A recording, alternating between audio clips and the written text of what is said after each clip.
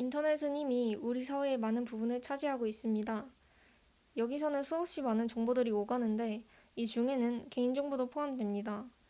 많은 사람들은 자신의 개인정보가 아무나에게 노출되는 것을 그닥 좋아하진 않겠죠. 그래서 우리는 암호를 사용합니다. 허용된 사람만 개인정보를 열람할 수 있도록 보안 시스템을 설계해 두는 거죠.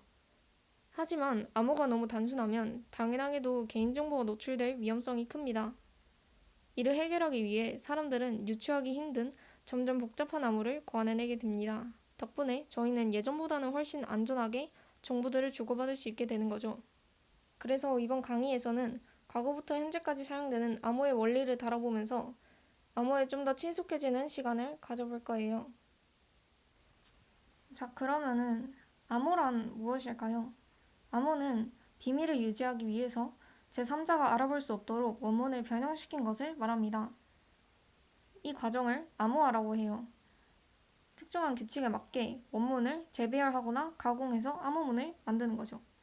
이 반대 과정을 복호화라고 합니다. 암호문을 반대로 우리가 아는 원문, 평문으로 다시 돌리는 과정을 복호화라고 합니다. 예시로 황금 딱정벌레라는 소설에 나오는 암호문을 들고 왔어요.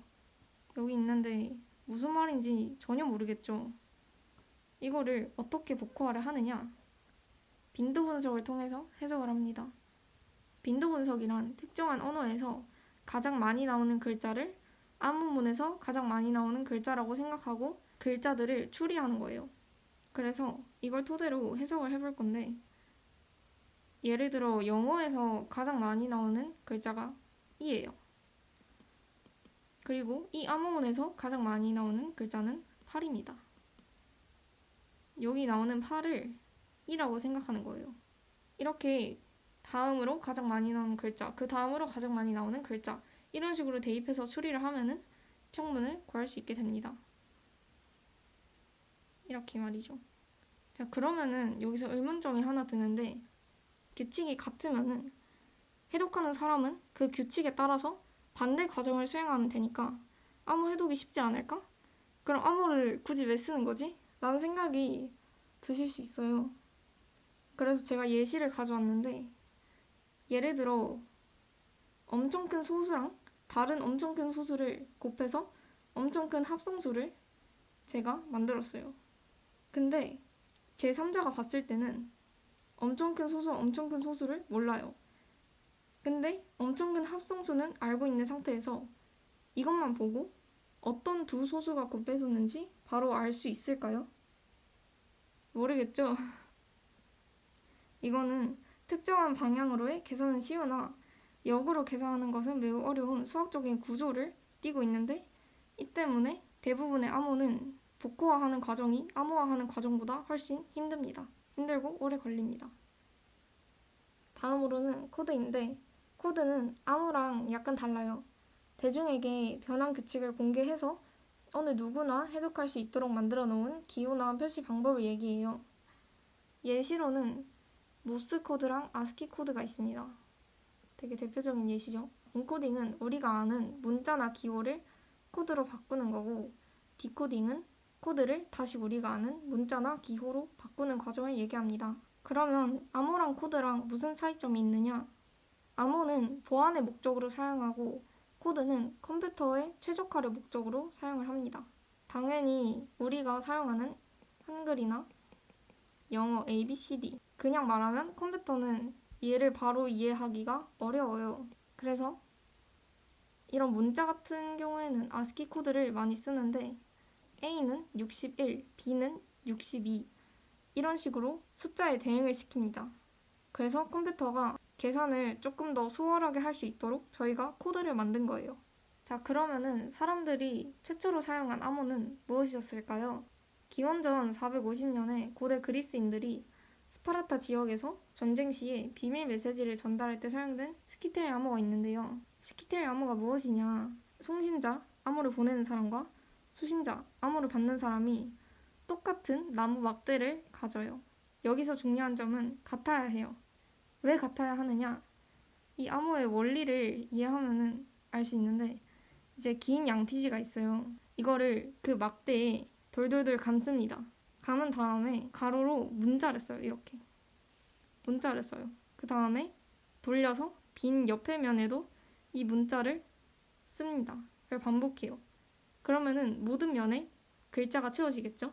그 다음에 다시 양피지를 풀어서 길게 늘어뜨리면은 감았을 때 기준으로 글자를 썼으니까 풀었을 때는 다 글자가 섞인 뒤죽박죽의 형태로 나타날 거란 말이죠. 이런 식으로 암호화를 했던 겁니다. 이때 수신자가 다시 양피지를 받아서 이렇게 기둥에 감아서 원문을 보는데 이 기둥이 서로 다르면은 당연히 감아도 제대로 된 문장이 안 나오겠죠. 이 스키텔 암호가 사실은 수학적 원리랑 조금 연관이 돼 있는데 배수랑 연관이 돼 있어요. 아까 막대 이렇게 감는다고 했잖아요. 양피지를. 같은 면에 오는 문자끼리 띄우면 되잖아요. 원문을 보려면. 근데 이 같은 면에 오는 문자는 만약에 제가 사각기둥에 문자를 감아서 보냈다고 생각을 해볼게요.